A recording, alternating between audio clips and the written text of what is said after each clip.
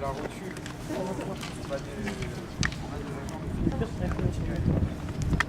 était fait en deux feuilles de cuivre. La cuirasse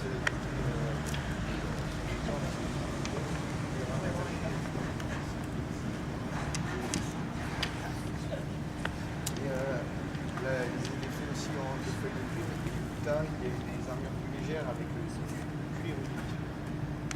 Très bien, merci beaucoup. Donc une cuirasse, vous voyez, qui couvrait l'ensemble du corps avec quand même des points de faiblesse, hein. Notamment la jointure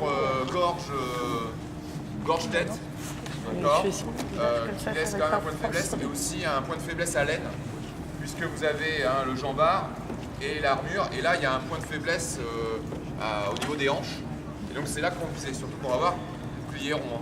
C'est à cet endroit-là que vous pouvez viser, hein, pour taper. Hakim, Théophile, le bouclier. Alors le bouclier c'est de 2,5 à environ 3,5 cm d'épaisseur et il avait un diamètre de 1 mètre environ.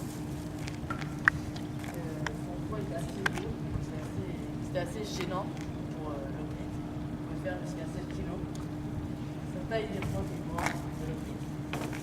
Son bras est long, plus le bouclier sera grand. C'est énormément défensif le plus important. Et en général, quand il flotte en retraite, c'est la première chose qu'il lâche. Ça, c'est un réflexe, il lâche le bouclier en premier.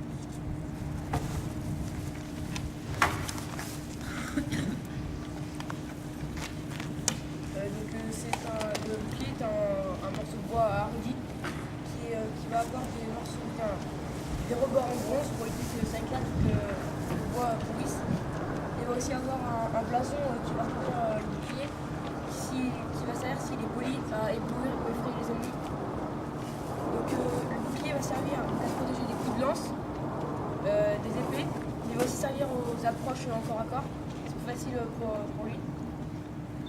Donc si l'oupite ne peut pas tenir plus de quelques minutes avec son bouclier parce qu'il est trop lourd, donc ce qu'il va faire c'est qu'il va le reposer sur son épaule gauche pour se reposer pour le combat.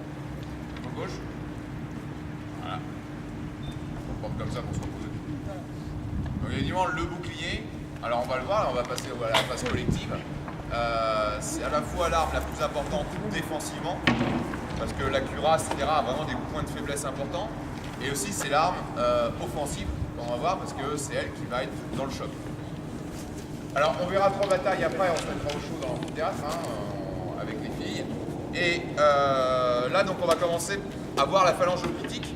Donc il y a 11 séquences, dont 1, 2, 3, 4, 5, 6 qui vont être illustrées par nos camarades de façon collective.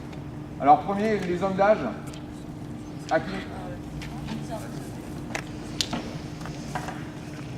Donc vous vous préparez, ensuite ce sera Elias qui va parler pour la crainte de l'attaque massive, et il faudra vous reconstituer en phalange de 5, donc préparez-vous.